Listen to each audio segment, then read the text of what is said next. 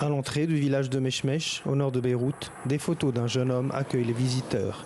Il s'agit de Joe Noun, pompier mort au feu le 4 août 2020. C'est la maison que Joe construisait avec mon père. Il devait la terminer pour septembre de l'année dernière. Il devait se marier à la fin de l'été. Le jeune homme de 27 ans a disparu en essayant d'éteindre l'incendie qui ravageait le port. Depuis, son frère William et ses parents sont inconsolables.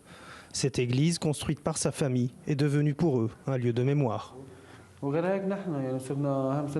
Cet arbre, je l'avais coupé avec Joe. On voulait en faire une table. Elle est devenue un hôtel. Et j'ai eu l'idée de faire cette vitrine.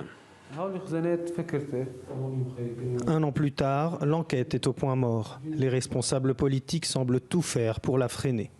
Les victimes de leur côté sont sans aucun soutien de l'État. Elles voient le temps passer et demeurent sans réponse.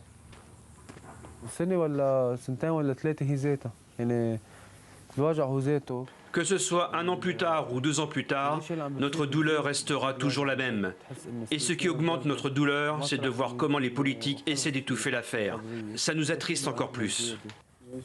Pour tenter de se faire entendre, William participe régulièrement à des manifestations, comme celle-ci, devant le domicile du ministre de l'Intérieur. Il sait que son combat pour obtenir justice d'une classe politique notoirement corrompue sera long et pénible. On a beaucoup d'espoir et on sait que pendant 2 ou 3 ans de notre vie, on va devoir peut-être tous les jours participer à des bagarres, des affrontements, des manifestations pour faire avancer les choses. Mais au Liban, la justice a bien du mal à avancer. Au port, 1 an après la catastrophe, la reconstruction n'a même pas encore commencé.